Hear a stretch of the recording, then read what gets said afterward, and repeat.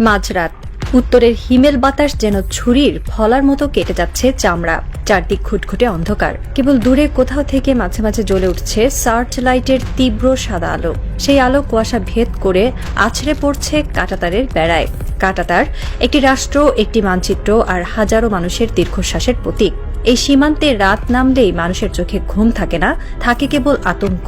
কখনো কোনো পাচারকারী, কখনো নিছকই পথ ভুল করা কোনো কিশোর, কিংবা হয়তো কোনো গরিব কৃষক। কে কখন এই মৃত্যু উপত্যকায় বলি হবে তা কেউ জানে না। বাতাসে বারুদের একটা ক্ষীণ গন্ধ যেন সবসময় লেগেই থাকে। মাঝে মাঝেই শোনা যায় বুটের ভারী শব্দ। এই কাঁটাতারের এপারে বাংলাদেশ আর ওপারে এক অতিকায় প্রতিবেশী, যাদের বন্দুকের নল সবসময় তাক করা থাকে এপারের বুকে। রাতের নিস্তব্ধতা ভেঙে মাঝে মাঝেই গর্জে ওঠে রাইফেল, তারপর সব চুপ। হয়তো সকালে দেখা যায় কাঁটাতারে ঝুলছে ফেলানির মতো কোনো কিশোরীর লাশ, কিংবা কোনো যুবকের ঝাঁঝরা হয়ে যাওয়া দেহ। এমনই এক থমথমে আতঙ্কগ্রস্ত সকালে এই মৃত্যু উপত্যকায় এসে দাঁড়ালেন একজন মানুষ। তার চোখে আগুন, কণ্ঠে বারুদ। তিনি নাসিরউদ্দিন পাটোয়ারি। বাতাসে কান পাতলে এখনো শোনা যায় তার সেই গর্জনের প্রতিধ্বনি, যা কেবল সীমান্তেই আটকে থাকেনি, কাঁপিয়ে দিয়েছে খোদ ক্ষমতার করিডোরও।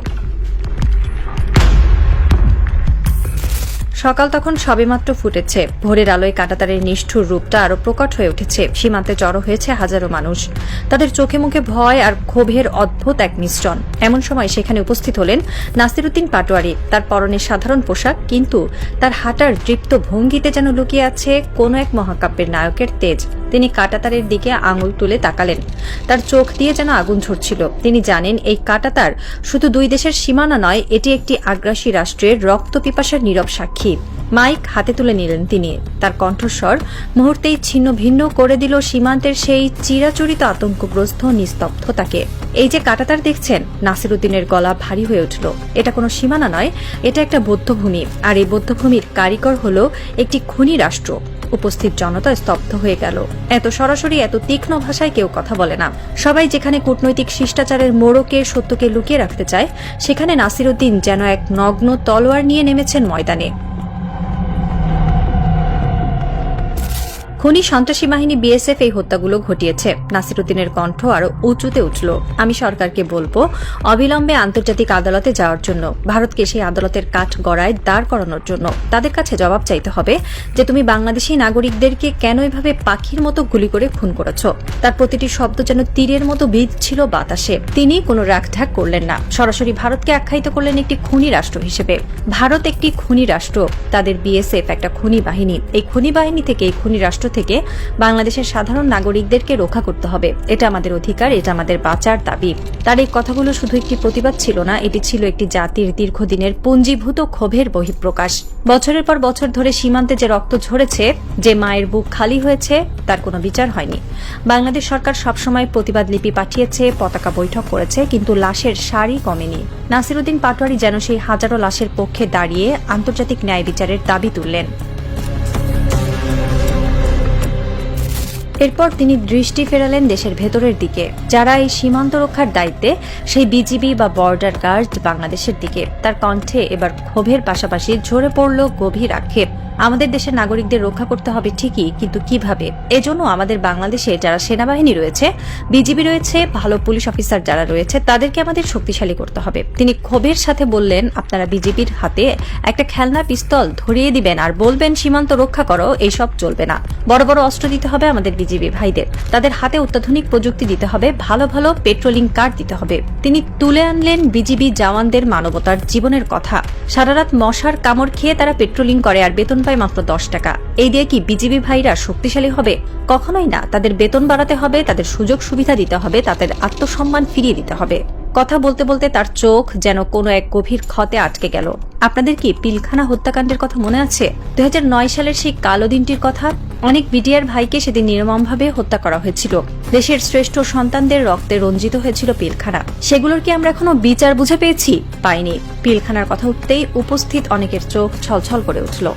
যে বাহিনীকে পঙ্গু করে দেওয়া হয়েছিল এক সুদূর প্রসারী ষড়যন্ত্রের মাধ্যমে, সেই বাহিনী কিভাবে আজ মাথা তুলে দাঁড়াবে? নাসিরউদ্দিন পাটোয়ারি যেন সেই লুকোনো সত্যটাকেই আবার টেনে বের করে আনলেন দিনের আলোয়। এরপর নাসিরউদ্দিন এমন এক প্রসঙ্গের অবতারণা করলেন যা পুরো পরিস্থিতিকে একটি রাজনৈতিক থ্রিলারের দিকে মোড় করে নিল। কয়েকদিন আগে ভারতের পশ্চিমবঙ্গের মুখ্যমন্ত্রী মমতা বন্দ্যোপাধ্যায় একটি চাঞ্চল্যকর বক্তব্য দিয়েছেন। তিনি বলেছেন যে বাংলাদেশে একটা বড় খুনের ঘটনা ঘটেছে এবং সে বিষয়ে ভারতের স্বরাষ্ট্রমন্ত্রী অমিত শাহ তাকে নাকি নির্দেশ দিয়েছিলেন। এই কথা যদি সত্যি হয় তবে আমার প্রশ্ন তাহলে আমার সীমান্ত দিয়ে কিভাবে আমার ওসমান হাদির খুনি পালিয়ে যায়? ওসমান হাদি একটি নাম যে সম্প্রতি বাংলাদেশের রাজনীতিতে এক বিরাট রহস্যের জন্ম দিয়েছে। এত কড়া নিরাপত্তা, এত বিজেপি বিএসএফ এর নজরদারি, তারপরেও একজন দাগী আসামি কিভাবে সীমান্ত পেরিয়ে ভারতে চলে গেল? নাসিরউদ্দিন সরাসরি সরকারকে কাঠগড়ায় দাঁড় করালেন। এটা সরকারের চরম ব্যর্থতা, নাকি এর পেছনে অন্য কোনো খেলা আছে? সীমান্ত কি তবে সাধারণ গরিব মানুষকে গুলি করে মারার জন্য? আর বড় বড় অপরাধীরা কি এই সীমান্ত দিয়েই ভিআইপি প্রোটোকলে পার হয়ে যায়? তিনি স্পষ্ট ভাষায় বললেন, এটা কি জামাত করেছে, নাকি এনসিপি করেছে, নাকি বিএনপি করেছে? এইসব দোষারোপের রাজনীতি বাংলাদেশে আর চলবে না। জজ মিয়া নাটক আর চলবে না। জজ মিয়া নাটক বাংলাদেশের রাজনীতির ইতিহাসের অন্যতম কলঙ্কজনক এক অধ্যায়, যেখানে আসল অপরাধীদের আড়াল করতে একজন নিরীহ মানুষকে ফাঁসানো হয়েছিল। নাসিরউদ্দিন সতর্ক করে দিলেন যে আবার যেন সেই পুরনো স্ক্রিপ্টের নাটক মঞ্চস্থ না হয়। বক্তব্যের শেষ পর্যায়ে এসে নাসিরউদ্দিন পাটোয়ারি বর্তমান সরকারের প্রতি এক কঠোর হুঁশিয়ারি উচ্চারণ করলেন। খুনি কে তাকে আপনারা বের করেন। আমরা মনে করি আপনারা যদি এখানে গড়িমসি করেন, যদি সময় ক্ষেপণ করেন, তাহলে আপনারা সেই একই পথে হাঁটছেন। শেখ হাসিনার আমলে বা অতীতে যেভাবে সাগর রুনি হত্যাকাণ্ডের বিচার হয়নি, বাংলাদেশে সেই পথেই আপনারা হাঁটছেন। সাগর রুনি এক যুগ পেরিয়ে গেলেও যে সাংবাদিক দম্পতির খুনের কোনো কুলকিনারা হয়নি। দিনের পর দিন তদন্ত প্রতিবেদন পেছানো হয়েছে আর বিচারের বাণী নিভৃতে কেঁদেছে। নাসিরউদ্দিন বর্তমান সরকারকে মনে করিয়ে দিলেন যে যদি তারা ওসমান হাদি কিংবা সীমান্তের এই হত্যাকাণ্ডগুলো সঠিক বিচার করতে না পারে, তবে ইতিহাস তাদেরও সেই একই ব্যর্থতার কাতারে দাঁড় করাবে। বিচারহীনতার এই সংস্কৃতি ভাঙতে হবে। খুনি রাষ্ট্রকে যেমন জবাবদিহির আওতায় আনতে হবে, তেমনি দেশের ভেতরের খুনিদেরও শাস্তি দিতে হবে। আর কোনো জজমিয়া নয়, আর কোনো সাগররুনি নয়। তার এই শেষ কথাগুলো সীমান্তের বাতাসে এক অমোঘ সত্যের মতো প্রতিধ্বনিত হতে লাগলো। নাসিরউদ্দিন পাটোয়ারির বক্তব্য শেষ হয়েছে। মানুষ ধীরে ধীরে ফিরে যাচ্ছে তাদের ঘরে, কিন্তু সীমান্তের সেই কাঁটাতার আগের মতোই দাঁড়িয়ে আছে। রাত নামলো আবার। আজ রাতের কুয়াশা যেন একটু বেশি ঘন। সার্চ লাইটের আলো আজ ঠিক মতো কাঁটাতার ভেদ করতে পারছে না।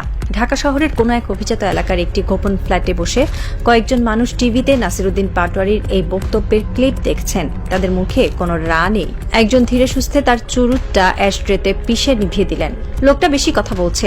অন্ধকারে ঢাকা একটি কণ্ঠস্বর ভেসে এলো। তা তো বলছেই, কিন্তু এখন কি করা যায়? মানুষ তো ক্ষেপে উঠছে। মানুষের স্মৃতিশক্তি খুব দুর্বল। একটা নতুন ইস্যু তৈরি করো। ওসমান হাদির খবরটা যাতে চাপা পড়ে যায় তার ব্যবস্থা করো। আর সীমান্ত যেমন আছে তেমনই থাকবে। কাঁটাতারে রক্ত না ঝরলে ভয়টা বেঁচে থাকবে কিভাবে? আমাদের ভয়টাই দরকার। দূরে কোথাও একটা সাইরেন বেজে উঠল। ক্ষমতার এই ছায়াযুদ্ধে নাসিরউদ্দিন পাটোয়ারিরা কেবল একজন বিদ্রোহী চরিত্র, যারা ক্ষণিকের জন্য আলোড়ন তোলে। কিন্তু ডিপ স্টেট বা অদৃশ্য রাষ্ট্রযন্ত্রের শেকড় অনেক গভীরে। সীমান্তের সেই কুয়াশার ভেতরে হঠাৎ একটি ছায়ামূর্তি দেখা গেল। সে খুব সন্তর্পণে কাঁটাতারের দিকে এগিয়ে যাচ্ছে। তার হাতে কোনো অস্ত্র নেই, শুধু একটা ছোট ব্যাগ। ওপারের সার্চ লাইটটা হঠাৎ তার ওপর থেকে ঘুরে অন্যদিকে চলে গেল, ঠিক যেন পূর্ব পরিকল্পিত। ছায়ামূর্তিটা অনায়াসেই গলে গেল কাঁটাতারের ফাঁক গলে। কে এলো? আরও একজন ওসমান হাদির খুনি, নাকি নতুন কোনো ষড়যন্ত্রের বীজ? উত্তর কেউ জানে না। রাত গভীর হয়। রাজনীতি তারা আপন গতিতে চলতে থাকে, যেখানে রক্ত, বিশ্বাসঘাতকতা আর ক্ষমতার লোভে মানুষ পরিণত হয় কেবলই দাবার গুটিতে।